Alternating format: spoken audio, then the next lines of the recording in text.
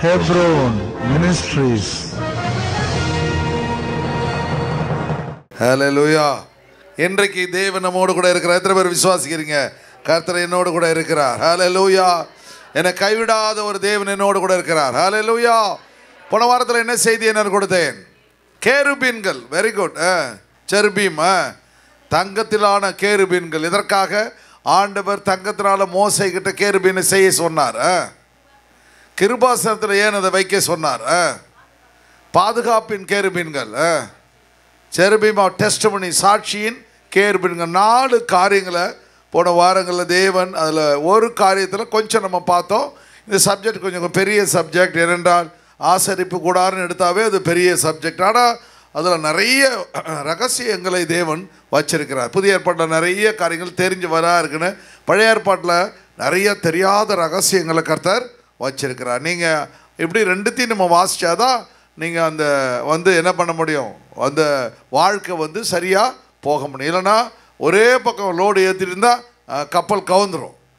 கடைசி என்ன பண்ணணும், 2 பக்கமும் சரியாக போக வேண்டும். கர்த்தர் உங்களை ஆசீர்வதிக்க வல்லமை உள்ளவராக இருக்கிறார். சில சமயத்தில் பயங்கரமான காற்று புயல் அடிக்கும்பொழுது கப்பல் என்ன செய்யும், அப்படியே தடுமாறிக்கிட்டே போகும் பாருங்க. அப்புறம் என்ன பண்ணுவார், அந்த மாலுமி என்ன பண்ணுவார், உடனே ஒரு பெரிய ஆங்கரை எடுத்து நங்கூரத்தை எடுத்து 4 பக்கத்துலையும் போடுவார். போட்ட உடனே டக்குன்னு அந்த நங்கூரம் அந்த கடல் ஆழத்துக்கு போன உடனே அந்த ஆட்டெல்லாம் நின்று போடு பாருங்க. ஹல்லேலூயா. அதுபோல் உங்கள் வாழ்க்கையில் நங்கூரமாகிய கிறிஸ்து எப்பொழுதுமே இருக்க வேண்டும். சொல்லுங்கள், நங்கூரமாகிய கிறிஸ்து என் வாழ்க்கையில் இருக்க வேண்டும் ஆண்டவரே. என்னுடைய எல்லா பதட்டத்தில் ஆண்டவரே, எல்லா சூழ்நிலையிலும் தேவன் எனக்கு நங்கூரமாக இருக்கிறார். ஹல்லேலூயா. இயேசு என் படகில் இருந்தால் ஒரு நாளும் ஆட்டம் இல்லை. இயேசு என் படகில் இருந்தால் ஒரு நாளும் பதட்டம் இல்லை. கர்த்தர் என்னை ஒரு நாள் கைவிட மாட்டார். கரங்களை தட்டி கர்த்தருக்கு நன்றி செலுத்துங்க. அப்போது ஆண்டவர் என்ன செய்கிறாரு, தேவன் பரிசுத்தாவியானவர் ஆதாமை ஆண்டவர் உருவாக்குகிறார். உருவாக்கி என்னகிறார், அவனுக்கு ஏதேன் தோட்டத்தை கொடுக்கின்றார். ஏதேன் தோட்டத்தை கொடுத்த ஆண்டவர் அவனுக்கு ஆளுகையை கொடுக்கின்றார். ஹல்லேலூயா. ஆனால் அந்த எல்லா மேன்மையும் அவன் இழந்து போகும்பொழுது அந்த மேன்மையை யார் கொடுத்துட்றாரு, கர்த்தர் கேருபீனுக்கு கொடுத்து விடுகிறார். நீங்களும் நானும் ஆண்டவருடைய மேன்மையை இழந்து போயிட்டா ஆண்டவர் என்ன பண்ணா, நம்முடைய மேன்மையை மற்றவங்களுக்கு கொடுத்துருவார். ஹல்லேலூயா. எதற்காக நம்ம அழைக்கப்பட்டோமோ, எதற்காக நம்ம வேறு பிரிக்கப்பட்டோமோ, எதற்காக ஞானஸ்தானம் எடுத்தோமோ, அந்த திட்டங்களை நான் என்ன செய்ய வேண்டும், தேவனுக்கிட்ட சொல்லிக்கொண்டே இருக்க வேண்டும் ஆண்டவரை. கேருபீன்களை பற்றி அப்போ என்ன பண்ணுறாரு, அவன் ஒருத்தர் கேருபீனை வச்சிடறாரு.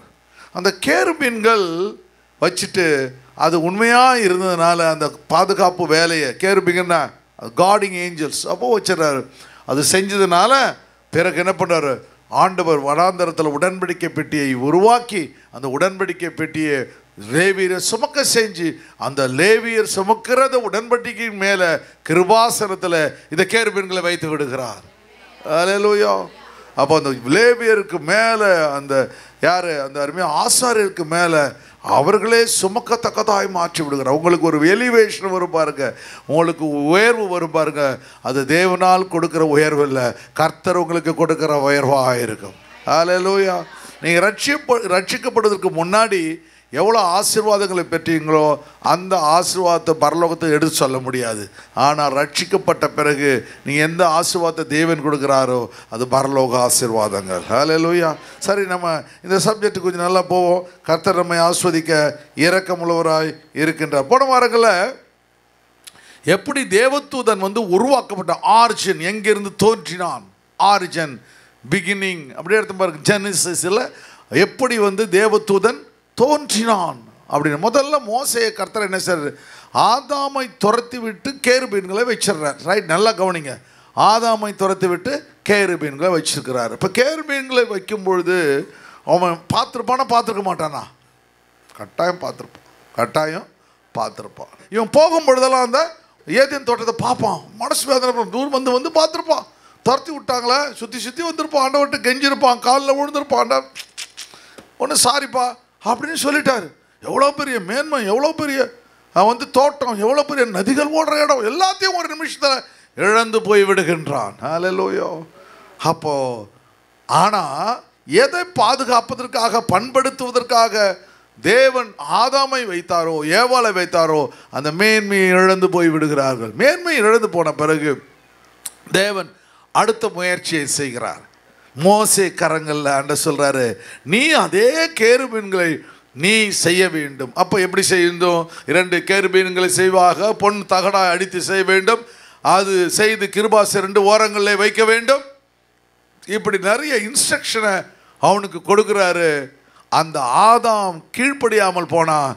ஆனால் இந்த மோசே கீழ்ப்படிந்து எல்லாவற்றையும் செய்து விடுகிறான். ஹல்லேலூயா. அதற்கு பிறகு என்ன பண்ணுறாரு? இதெல்லாம் பார்த்த உடனே இந்த எசேக்கியேலுக்கு தேவன் கேபார் நதி அண்டையில் என்ன பண்ணுறார்? சிறைப்பட்டவர் நடுவில் என்ன செய்கிறாரு?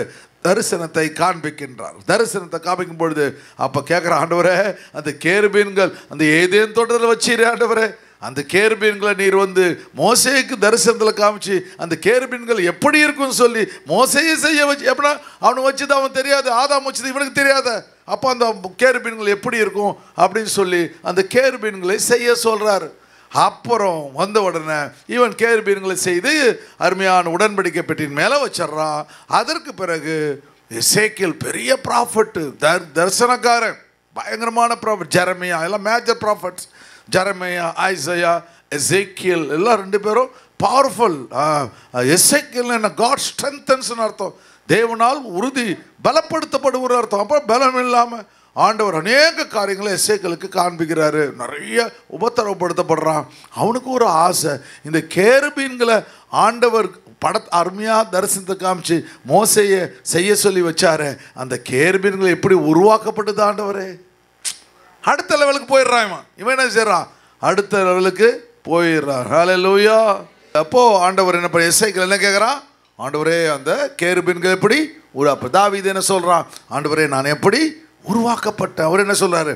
ஒளிப்பிடங்களில். இதான் ரொம்ப முக்கியமான காரியம். அப்போ என்ன அர்த்தம்னா, ஒரு ஆர்கிடெக்ட் தன்னுடைய பில்டிங்கை கட்ட போகிறாருன்னா அவர் என்ன பண்ணுவார்? மெரினா பீச்சில் போய் ஒரு மேடை போட்டு நான் கட்ட போகிறேன் எல்லாம் வந்து பாருங்க அப்படின்னு சொல்ல மாட்டார். அவர் என்ன பண்ணுவார்? அந்த பிளானை தன்னுடைய ரூமில் உட்காந்து அந்த பிளானை சிந்திச்சு உட்காந்து என்ன பண்ணுவார்? தன் மூளை எல்லாம் போட்டு அந்த ஐடியாவெல்லாம் போட்டு அருமையான உன்னை வடிவமைப்பார். அதுபோல் கர்த்தர் தேவன் என்ன பண்ணுறாரு?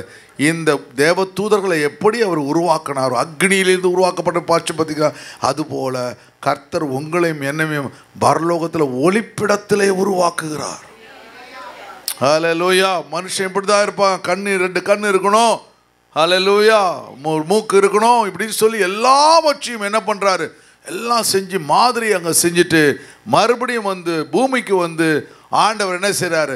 பூமியினுடைய மண்ணை எடுத்து அழகாக என்ன பண்ணுறாரு? உருவத்தை உருவாக்குறார். இவங்க ஒரு களிமண்ணில் செஞ்ச உருவத்தையும் நீங்கள் உங்கள் உருவத்தையும் ஒன்றா சேர்த்து பார்த்தா எப்படி இருக்கும் பாருங்கள். அப்போ உங்களையும் பார்க்கும்பொழுது அப்போது எவ்வளோ மோசமாக அந்த களிமண் இருக்கும். ஒரு பானையை பார்த்தா எப்படி இருக்கும் இல்லையா? ஆனால் வந்து பக்கத்தில் வந்து அந்த உயிர் உள்ள காரியம் பார்த்தோம்னா அதுக்கு எவ்வளோ அழகாக இருக்கும். அப்போ 2த்தையும் தேவன் கம்பேர் பண்ணுறார். அதுபோல் ஆண்டவர் என்ன பண்ணுறாரு? உங்களையும் என்னையும் உருவாக்கி வைத்திருக்கிறார். ஹல்லேலூயா. அப்போ ஆண்டவருடைய சமூகத்தில் நாம் செய்யணும். ஆண்டவரே, ஆவியானவரே, பிரமிக்கத்தக்க வகையில் என்னை தேவன் விசித்திரமாய் உருவாக்கினார். பிரமிக்கத்தக்க வகைகள் எல்லாம் அனிமல்ஸ்லாம் பார்த்து அடிக்கடி யோசிப்பேன். இந்த அனிமல்ஸ்லாம் பார்த்தீங்கன்னா 2 காலில் கொஞ்சம் கூட நிற்க முடியல, பொத்துன்னு கீழே வந்துடுது. ஆனால் நம்ம நமக்கெல்லாம் 2 காலில் நடக்கிறதுக்கு பாருங்கள் என்ன பயங்கரமாக இருக்குது பார்த்தீங்களா? எல்லாம் பிரமிக்கத்தக்க விதம் தானே அதெல்லாம் இல்லையா? ஒரு சின்ன மிஸ்டேக்கில் பாருங்கள் எவ்வளோ அழகாக தேவனும். சரி, நம்ம வந்து கிரியேஷனில் பார்த்தோம். சரி, அப்போ இந்த தேவதூதர்கள் எப்படி உருவாக்கப்பட்டார்? 1, அது மரிப்பதற்காக அல்ல, நித்தியமாய் வாழ்வதற்காக தேவன் அந்த தேவ தூதர்களை உருவாக்கினார். அதாவது கேராபின்களை உருவாக்கி நம்பர். அதுபோல் உங்களை என்னையும் உருவாக்குறது எதற்கு? நம்ம மறிக்கிறதுக்காக இல்லை, நித்தியமாக இயேசுவோடு கூட வாழ்வதற்கு. ஹல்லேலூயா. 2வது காரியம், அவர் உருவாக்கியபடியால் நாம் வி பிலாங் டு காட். நாம் யாரை சேர்ந்தவர்கள்? தேவனை சார்ந்தவர்கள். நீங்கள் அரிசி கடையில் போய்ட்டு அரிசி வாங்கலாம், ரேஷன் கடையில் போல் ரேஷன் வாங்கலாம். ஆனால் நீங்கள் எப்படிப்பட்டவர்கள்? தேவனுடைய பிரஜை. ஹல்லேலூயா. நம்ம பாஸ்போர்ட் கொடுப்போம் பாருங்க, அதில் இந்தியன் பாஸ்போர்ட்னு இருக்கும், அமெரிக்கன் பாஸ்போர்ட் இருக்கும், ஆஸ்திரேலியா பாஸ்போர்ட் இருக்கும் பாரு. ஒவ்வொரு நாட்டுக்கும் ஒரு பாஸ்போர்ட்டு கிடைக்கும். அந்த பாஸ்போர்ட் இருக்கும், அந்த பாஸ்போர்ட்டை போய் நாட்டுக்கு உள்ளே போகணுன்னா அந்த பாஸ்போர்ட்டை காமிக்கணும். நீங்கள் எந்த பிரஜைன்னு தெரியணும். நீங்கள் என்ன செய்யணும், பஸ்ஸில் போகும்பொழுது வீட்டில் இருக்கும்பொழுது நீங்கள் நினைக்கணும், நான் இந்த உலகத்துக்குரியவன்ல, கர்த்தரனை ஒளிப்படத்திலே உருவாக்கி வைத்திருக்கார், விசித்திரமாய் உருவாக்கி வைத்திருக்கிறார், நான் தேவனுடைய பிள்ளை, ஹல்லேலூயா அப்படின்னு சொல்லிக்கொண்டே இருக்க வேண்டும். அப்போ மூணாவது காரியம் என்ன பண்ணும், we belong to God, நாம் தேவனை சார்ந்தவர்கள். நாலாவது காரியம் ஆண்டவர் என்ன கொடுக்குறாரு, நமக்கு நித்திய வாழ்க்கையை கொடுக்குறார். எட்டர்னல் லைஃப், நித்திய வாழ்க்கை. உலகத்தில் யாருக்கும், இயேசுவை ஏற்றுக்கொள்ளாதவர்களுக்கு யாருக்கும் கிடைக்காத ஒரு சிலாக்கியத்தை கர்த்தர் உங்களுக்கு கொடுத்து விடுகிறார். இந்த ஞான சனத்தில் உங்கள் பேரை கர்த்தர் ஜீவ புஸ்தகத்தில், கவர்மெண்ட் ஆஃபீஸில் போனால் கவர்மெண்ட் ஆஃபீஸில் உங்கள் பேர் எழுதலாம் பாருங்கள். இவன் என்ன பண்ணிட்டான், தமிழ்நாடு கவர்மெண்ட்டிலோட எம்ப்ளாயி, ஹல்லேலூயா. அதேமாதிரி சென்ட்ரல் கவர்மெண்ட்னா சென்ட்ரல் கவர்மெண்ட் எம்ப்ளாயி அப்படின்னு கொடுக்குறான் பார்த்துங்க. தமிழ்நாடு கவர்மெண்ட்டில் ஒரு வேலை கிடச்சா என்ன பண்ணுவாங்க, ஐஏஎஸ் கலெக்டரானா உங்களுக்கு அந்த முத்திரை இருக்கும் பாருங்கள். தமிழ்நாடு அந்த முத்திரை ஒன்று இருக்குதுல்ல, அந்த சீல் இருக்கும் பாருங்கள். போன வாரங்களில் என்னை கூப்பிட்டு செக்ரட்டரியேட்டில் எனக்கு ஒரு ஐடி கார்டு கொடுத்தாங்க, அந்த முத்திரை போட்ட ஐடி கார்டை கொடுத்தாங்க. அப்போ என்ன சொல்கிறேன், நீ கவர்மெண்ட்டில் அந்த கார்டை பார்த்தோன்னே எல்லாரும் அது எடுத்து காரெலாம் ஓட்டிங்கன்னு சொன்னாங்க. இப்போ அதெல்லாம் ஒட்ட வேணாம், எங்கள் பாக்கெட்லேயே இருக்கட்டும், ஹல்லேலூயா. ஆனால் என்ன பண்ணாங்க, எல்லோரும் பெரிய காருக்கு முன்னாடி போட்டு இதெல்லாம் நாங்கள் மெம்பர்னு போட்டு எல்லாத்தையும் காரில் முன்னாடி பெருசாக போட்டு வச்சுருக்குறாங்க. நான் சொன்னேன், இல்லைப்பா, நான் இந்த கவர்மெண்ட்டை சார்ந்தவன் இல்லை, அந்த கவர்மெண்ட்டை சார்ந்தவன், ஹல்லேலூயா. அதுபோல் ஆண்டவர் என்ன பண்ணுறாரு, தேவன், ஹல்லேலூயா, ஆண்டவர் நமக்கு என்று திட்டங்களை வச்சிருக்கிறார். சரி, இன்றைக்கு நான்காவது காரியம் என்ன, 4 சொன்னாலும் 5வது காரியம் என்ன பண்ணோம், நாம் இந்த பூலோகத்தை சார்ந்தவர்களில் நாம் பரலோகத்தை சார்ந்தவர்கள். எத்தனை பாயிண்ட், 5 பாயிண்ட்டு நீங்கள் ஞாபகம் வச்சுங்க. இப்போ வாசிங்க 1:5 வாசிங்க. 1:5 எசேக்கியேல் 1:5 இப்போ சப்ஜெக்ட் குயிக்காக போகலாமா? 1:5 வாசிங்க கொஞ்சம். நடுவில் இருந்து 4 ஜீவன்கள் தோன்றின. அது நடுவில் இருந்து 4 ஜீவன்கள். அப்புறம் புசல் போன்ற ஒன்று வருது, மேகம் போன்ற ஒன்று வருது இல்லையா, அக்னி போன்ற வருது, அதிலிருந்து ஒரு சொகுசாவை போன்ற ஒன்று தோண்டி இருந்து போன வாரத்தில் வாசிது. என்னாச்சு, போன வாரம் காத்தோடு போச்சு அப்படின்னு போச்சா. ஆண்டவர் என்ன பண்ண, இன்றைக்கு ஆண்டவர் என்ன பண்ணுறாரு, எல்லாவற்றையும் கற்றுத்தருகிறார். அதில் காட்டில் 4 ஜீவன்கள் தோன்றின. அவைகளின் சாயல் மனுஷ சாயலாய் இருந்தது. அவைகளின் சாயல் மனுஷ சாயலாய் இருந்தது. ஹல்லேலூயா. அப்போ ஆண்டவர் பார்க்கும் பொழுது அதில் 4 சாயல்களை காமிக்கிறார். முதல்ல ஆர்ஜன் பார்த்தோம், எப்படி உருவாக்கப்பட்டுச்சு. ரெண்டாவது என்ன பார்க்குறோம், கேரக்டர், அந்த உருவம் எப்படி இருந்துச்சுன்னு இந்த அருமையான எசேக்கியேல் கவனிக்கின்றான். ஹல்லேலூயா, ஹல்லேலூயா. அதை அவன் பிரதிபலிக்கின்றான். அதுதான் இன்னைக்கு சப்ஜெக்ட். அப்போது அந்த அப்போது ஆண்டவர் நம்மை உருவாக்கியபடினால், ஆண்டவருடைய பிள்ளையாக நம்ம மாறினபடியால் நாம் என்ன செய்யணும், இயேசுவோடு கூட வாழ வேண்டும். ஹல்லேலூயா. ரோமரின் புத்தகம் 6ஆம் அதிகாரம் 8ஆம் வசனத்தை பாருங்க. யோமர் 6:8.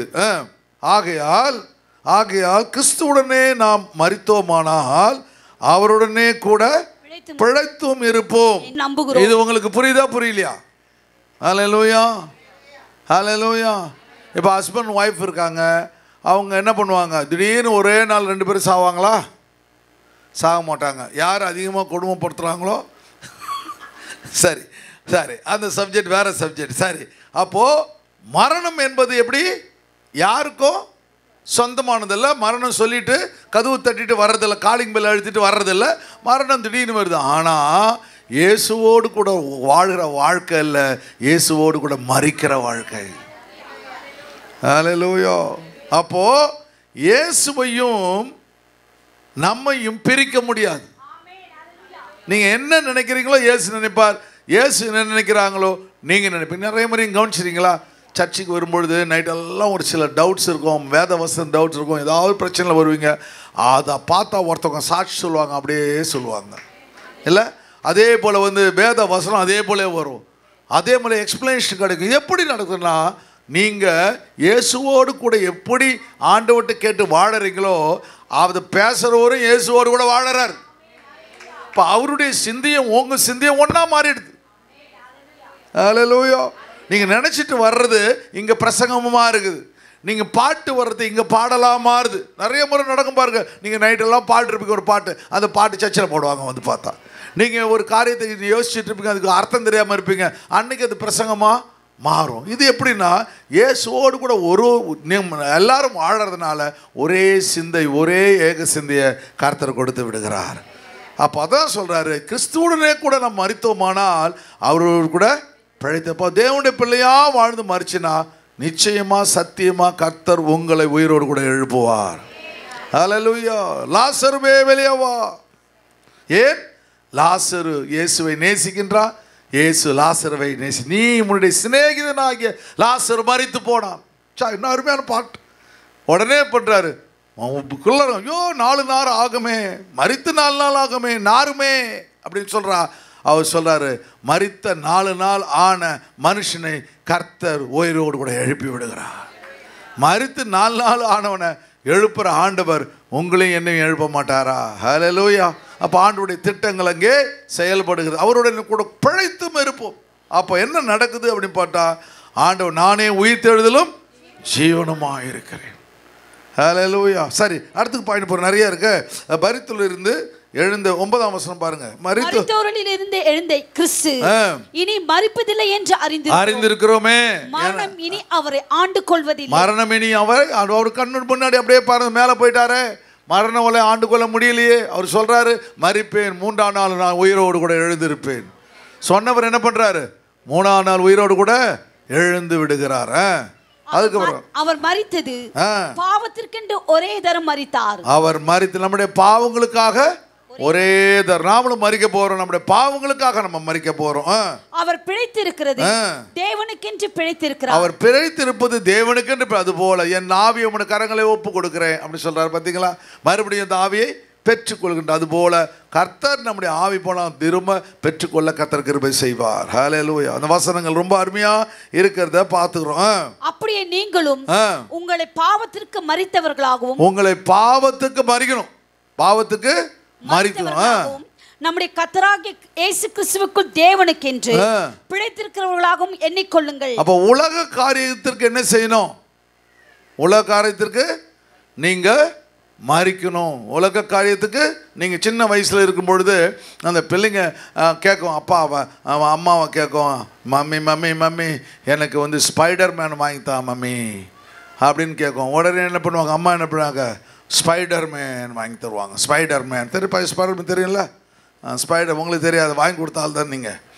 ஸ்பைடர் மேன் வாங்கி தருவாங்க. தப்பு கிடையாது. 5 வயசில் 8 வயசில் ஸ்பைடர் மேன் வாங்கி தருவாங்க.